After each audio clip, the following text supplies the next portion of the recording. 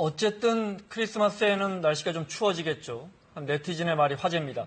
폭염이 곧 꺾일 거라는 기상청 예보가 워낙 안 맞아서인데요. 실제 기상청은 이번 폭염이 열흘 전쯤부터 사그라들 것으로 내다봤는데 폭염은 오늘도 계속되고 있죠.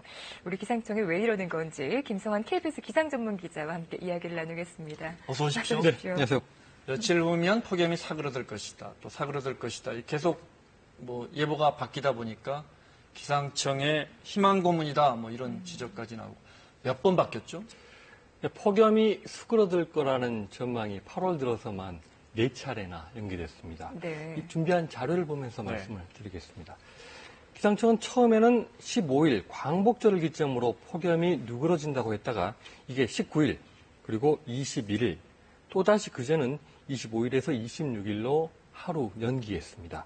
이례적으로 강한 폭염에 온열 환자가 속출하고 있는 상황에서 이렇게 희망 고문이 아니냐라는 말이 나올 정도죠. 자, 지금 예보대로라면 이제 금요일 이후에는 분명히 좀 누그러져야 할 텐데 왜 이렇게 폭염 전망이 자꾸 바뀝니까? 먼저 올해 늦여름 폭염은 과거 사례가 없을 정도로 강한 세력인데요. 폭염은 기온이 33도 이상일 때를 말합니다. 네. 올해 서울의 평균 최고 기온이 34.5도까지 나왔는데 네. 폭염주의보 33도, 폭염경보가 35도니까 거의 매일 폭염경보에 육박하는 무더위가 이어진 겁니다. 서울은 1907년 10월부터 기상관측을 시작했는데요. 자료를 보니까 기상관측 이래 108년 만에 올해가 가장 높았습니다. 네. 그만큼 이례적인 상황인데요. 기압 배치도 전례가 없어서 경험으로 하는 기상 예측이 전혀 통하지 않은 상황이 된 거죠. 이렇게 이례적으로 강한 폭염이 이어지고 있는 원인이 궁금한데요. 네네. 우리나라 여름처럼 북태평양 고기압이 다가와서 무더위를 만들어내는데요. 올해는 많이 다릅니다. 그림을 한번 보시겠습니다. 네. 이 무더위를 만들어내는 북태평양 고기압은 일본 동쪽에서 계속 버티면서 공기가 원활히 흐르는 것을 방해하고 있었고요. 그런 동안에 중국 내륙에서 열기가 쌓여서 더운 열파가 한반도까지 밀려왔습니다. 이달 대구보다 서울의 평균 기온이 더 높고 열대야도 많았는데 바로 이런 중국에서 몰려온 공기가 동풍을 만들어서 특히 서쪽 지역에서 강한 폭염이 나타난 게 특징입니다. 이 기상청의 예보가 매번 빗나간 것은 이런 기압 배치가 보통 8월 15일 정도면은 무너져서 사라지는데 네. 올해는 8월 하순까지 이어지다 보니까 예보관도 자꾸 이상한데 하면서 예보가 빗나가게 되는 거죠. 그렇군요. 유례 없는 폭염의 해석 자체가 쉽지 않다 이 말씀이시죠? 그렇습니다. 예. 네. 그렇다면 기상청에서 기상 예보를 발표하기까지 과정은 어떻게 됩니까? 먼저 기상예보를 만들기 위해서는 현재 대기 상태를 정확하게 파악하는데요. 지상과 해상 그리고 우주에서 인공위성을 통해서 공기 상태 그리고 흐름을 파악을 합니다. 이 자료가 슈퍼컴으로 들어가서 1차 예보를 만들어내고 1차 예보를 예보관이 정밀하게 판단을 해서 우리가 사용하는 2차 예보를 만들어내는데요. 이런 과정에서 가장 중요한 게 그 슈퍼컴에 들어가 있는 수치예보 모델입니다.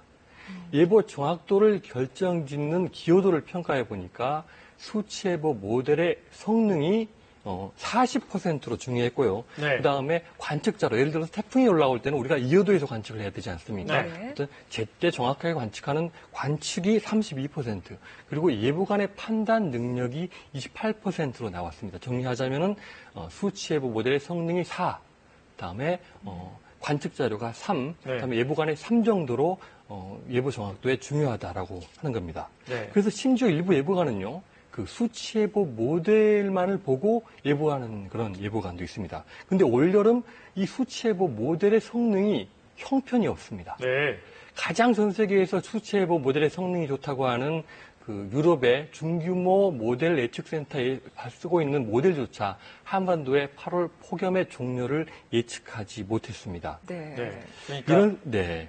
우리가 관측을 하고 그다음에 이제 슈퍼컴퓨터에 수치 예보 모델 지금 이제 유럽식이라고 잠시 후에 여쭤볼 텐데 네. 그걸 통해서 분석을 하고 그다음에 예보관의 해설이 덧붙여져야 되는데 예보관의 해설도 수치 예보 모델도 기대만 못 미쳤다. 그 말씀이시죠. 예. 슈퍼컴퓨터 좀 여쭤보겠습니다. 네. 지난 2월에 530여억 원을 들여서 도입했다는데 이 슈퍼컴퓨터 역할 잘하고 있습니까? 기상청의 네 번째 슈퍼컴퓨터죠. 네, 슈퍼컴퓨터는 아주 성능이 좋은 계산 장치입니다. 하드웨어일 뿐입니다. 네. 현재 기상청이 쓰고 있는 슈퍼컴 4호기는 전 세계 슈퍼컴 랭킹 36위에 올라 있는 빠른 슈퍼컴인데요. 그런데 많은 관측 자료가 들어가고 또 일기예보는 정해진 시간 내에 계산을 해내야 되기 때문에 슈퍼컴이 현대 일기예보에서는 필수품이 됐죠. 그런데 이 슈퍼컴이 예보 정확도를 담보할 수는 없습니다. 이 슈퍼컴은 예보 정확도를 담보하지 못하고요. 실제 들어가는 관측 자료와 수치 예보 모델의 성능에 따라서 결국 네. 정확도가 좌우되는 겁니다. 이렇게 뭐 세계 인류 최고 컴퓨터를 사용하고 있다고 하는데도 예측률이 떨어지면 무용지물이잖아요, 사실. 네. 이렇게 정확도가 떨어지는 원인은 어디에 있습니까?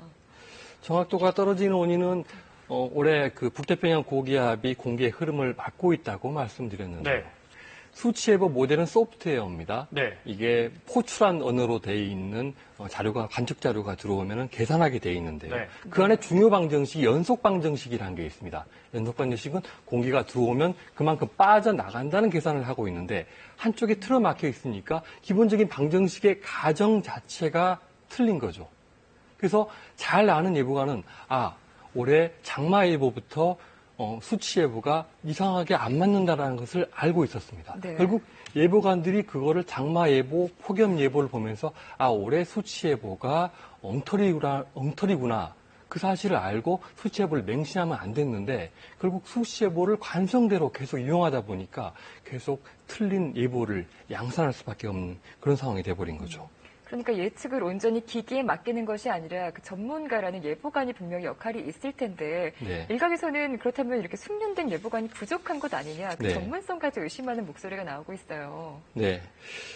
제가 108년 만에 최고의 폭염이라고 말씀을 드렸는데요. 그렇게 따진다면은 100년의 경험을 가진 예보관도 올해 상황에서 과연 제대로 예측을 했겠느냐 그런 의문이 생기는데요. 네. 그렇지만 또 지금 기상청처럼 기상예보 무용론이 나올 정도로 기상청이 비난을 받는 것도 굉장히 이례적인 상황 아니겠습니까? 네. 이 재난 상황에서 기상청의 대응력이 그만큼 떨어진다고 볼 수 있는 겁니다.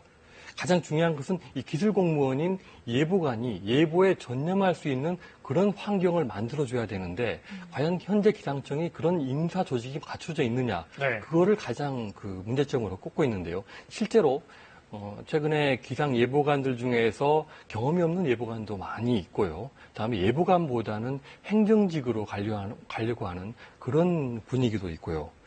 최악의 폭염이 찾아오고 예보가 빗나가더라도 이 대응만큼은 초보로 하면 안 되지 않습니까? 그렇죠. 근데 결국 기상청의 오보 문제는 결국 사람의 문제, 네. 인력 관리의 문제가 아닌가 그렇게 평가하고 있습니다. 예보관들이 전문적인 예보관들이 행정직으로 자꾸 옮겨간단 말은 예보관들의 처우가 안 좋다는 말씀이잖아요. 예보관을 그만큼 우대하고 끝까지 예보관을 할 수 있는 네. 그런 경력 관리가 필요한 거죠. 네.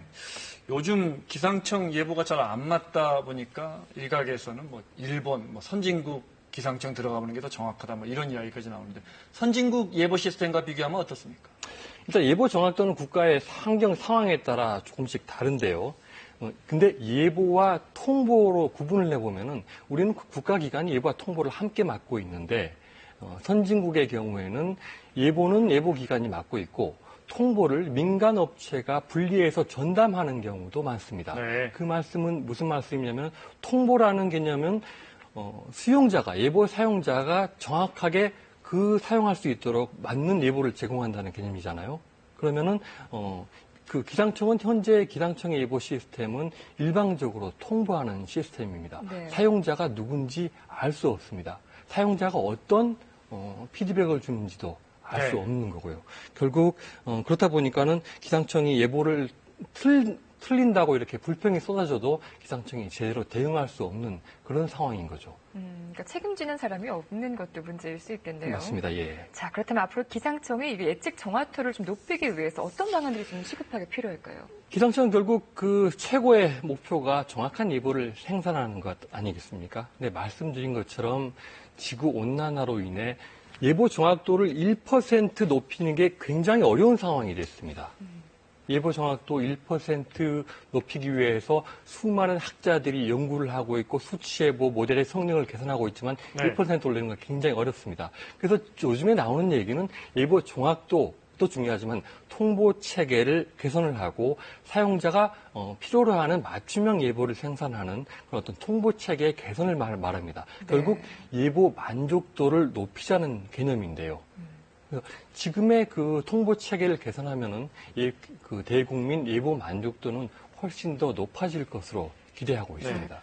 통보 체계를 어떤 식으로 간단하게요? 어떤 식으로 좀 개선해 나가면 좋을까요? 예를 들어서 이번에 그 폭염이 누그러진다는 예보에 있어서 가장 큰 문제가 됐던 게 기온 그래프입니다. 네. 기온 그래프가 이쯤에서 꺾인다라고. 근데 기상청 예보관도 알고 있습니다. 자, 이쯤에서 꺾인다고 우리가 예보를 냈는데 여기서부터는 예보의 정확도가 현저히 신뢰도가 떨어진다는 것을 알고 있으면서도 그래프 하나로 표시한 것이죠. 네. 근데 해외에서는 그래프가 이렇게 꺾이겠지만은 오차까지 같이 표현합니다. 여기에서 이만큼의 오차가 있으니까 네. 이 부분까지 같이 가능성을 검토하게 만든다는 거죠. 그게 어떤 예보의 만족도를 올릴 수 있는 방안이라고 네. 봅니다. 예보의 정확성과 함께 예보의 친절함 네. 이런 부분도 좀 개선이 돼야겠습니다.